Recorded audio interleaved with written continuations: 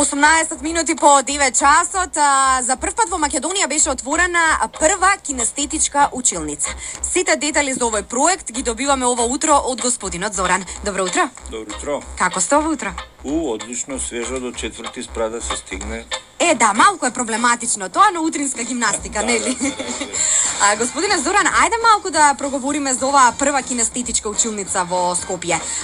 Да им доближиме на нашите слушатели, впрочем, за што станува спор. Добро, јас само неколку реченици за генезата, како дојдовме до неа. Во рамки на општина Карпош го формиравме креативниот центар Карпош, кој што се состои од 10 центри лоцирани во 10 училишта на територија на Карпош. Целта е преку овие центри за роботика, астрологија, дизајн, екологија, храна, зоологија и така натаму, да овозможиме на учениците да се занимаваат малку со истражувачка работа, да ги оттргнеме на секој дневие со теоретска настава. Една од целите на овој креативен центар е да обновува наставата, да воведува иновации во наставата со вклучување на наши сожители од Карпош или некои соработници од страна. На тој начин дојдовме до Марко Секуловски. Тоа е младо момче кое што пред неколку години замина во Кина како невработен наставник по физичко воспитување. И сепак корените му се тука и он дојде да сподели една идеја која што се практицира во кинеските училишта. Тоа е таа кинестетичка училница која што има за цел да во одреден момент кој ќе се почувствува заситеност кај децата од настава, од одредени други активности, да се направи еден краток прекин, тоа го викаат brain break, каде што преку лесни физички активности, преку игра, ќе може да се во одреден момент отргнат, да се врати концентрацијата и да може да се продолжи со наставата во текот на денот. Тоа се покажа како доста ефикасно, особено имајќи во предвид дека Кина многу високо котира на сите овие меѓународни тестирања на кои што за жал Македонија е секогаш на дното. Така што тоа покажува дека еве на овој начин можеби треба малку да помогнеме на учениците да може да ја одржат концентрацијата, да бидат поефикасни, затоа што тоа се комплексни вежби кои што овозможуваат точно за одредени фази во наставниот процес, дали станува збор за повторување на материјал, за нови содржини кои што се обемни, па не се разбирливи, па во одреден момент за да може да се создаде, велиме, простор во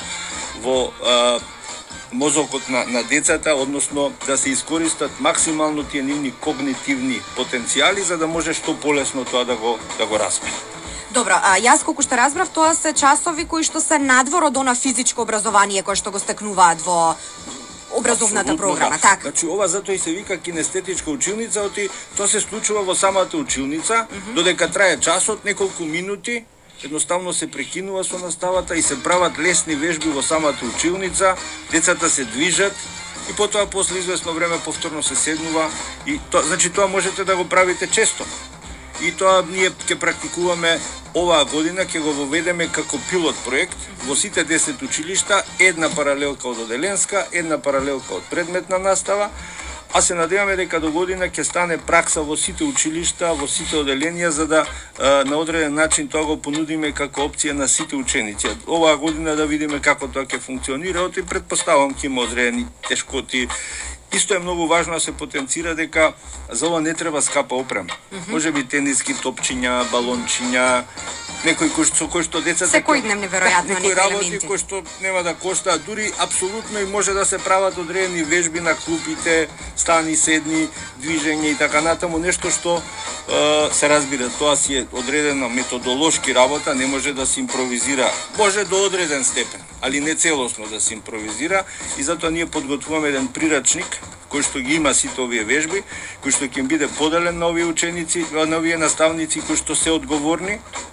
И од 1 март практично ќе почнеме во сите овие училишта тоа да го практикуваме. Така, значи за скоро започнува програмата. Она што ме интересира е какви беа реакциите кај професорите, кај наставниците, бидејќи се станува збор за основно училиште, така? Да. Првата кинестетичка е во основното училиште Братство во Карпош. Да, тоа беше работилница за сите училишта, а кинестетич тоа беше практично едно демонстрирање како треба да изгледаат тие. Ние возрастните бевме во својство на ученици за да покажеме што уствари треба да се случува таму во училницата. Значи, од една страна имате една реакција на, да речам, одушевеност од новината, знаеки во каква ситуација се наоѓаат децата, претрупани со многу материјали и така натаму. Меѓутоа, за жал, јас чувствувам повремено еден страф од новини. Па дури знаете, оној наш менталитет, сега ја ќе правам тоа на вежби, па имам друга работа, па ќе лекциите ќе ми останат. Значи, ние ќе се обидеме да тоа на еден мек начин. Хајде да го гледаме како предизвик. Па, апсолутно. Така да го гледаме, не мора да значи дека... Да, мислам, ништо лошо нема да се направи. Јас очекувам дека со ова, чак дури и повеќе, ќе се овозможи едно социализирање, затоа што вие знаете, во оделенијата има дечиња кои што се посрамежливи, па кога ќе влезат во кругот, кога ќе почнат да си додаваат топки, на одреден начин ќе се опуштат и ќе се отворат. Друго чувство ги има, ме разбирате. Е, сега настрана кинестетичката училница или работилница, како и да ја наречеме, ние ќе говориме, ќе ве поканиме повторно во нашата програма да говориме за резултатите, како напредуваат учениците, нека почне програмата. Ајде да кажеме нешто повеќе за креативниот центар Карпош, односно на какви моментални проекти настрана ова кинестетичка работилница или училница работите? Да, значи во 10 училишта, како што кажав, имаме 10 центри. Во овој момент пред уствари 2 недели организиравме така наречена спектакуларна наука. Значи пред учениците, пред 50 на ученици и наставници демонстриравме експерименти кои што се атрактивни, кои што кај децата предизвикуваат чувство, ова е интересно нешто. Така да на таков начин, преку хемиски, биолошки и експерименти од областа на физиката, проценивме дека навистина кај деца има интерес за нешто вакво.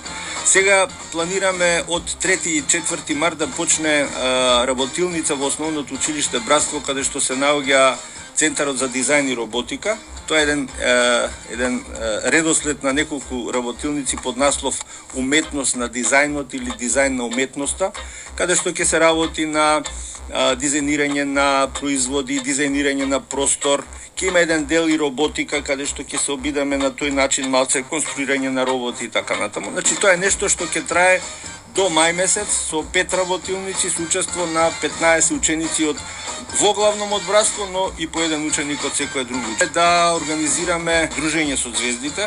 Во рамки на креативниот центар набавивме еден фантастичен телескоп и ќе повикаме млади навечер кога ќе видат звездите во фаза на Ривири Трена во соработка со компанијата Елисеј од Скопје, која што ни помогна да направиме еден пластеник во кругот на училиштето и во кој што ќе се наоѓаат посебни жардинери и ќе се одгледуваат автохтони сорти на домати, оние кои што исчезнуваат, јабучари, така да децата на лице место ќе произведуваат, ќе видат целиот тој процес на производство на храна, а во училиштето имаме една лабораторија за контрола, каде што преку едноставни хемиски анализи ќе видат дали има витамин С, колку има и така натаму. Така што тоа се работи кои што барем во овој месец дена ни предстои. Да, голем број на активности, морам да се согласам. Ви благодарам што бевте дел од утринската програма на Урбан ФМ и некако ми се наметна прашањето колку често слушате Урбан ФМ. Јас претходно ви кажав дека порано 90,8 беше Класик ФМ радио, сега е Урбан ФМ радио и во кола поминувам најмалку 1 сат дневно и се дружам со вас на тој начин. Одлично. Ви благодарам уште еднаш што бевте дел од утринската програма и се гледаме и слушаме во некоја наредна прилика. Благодарам за поканата.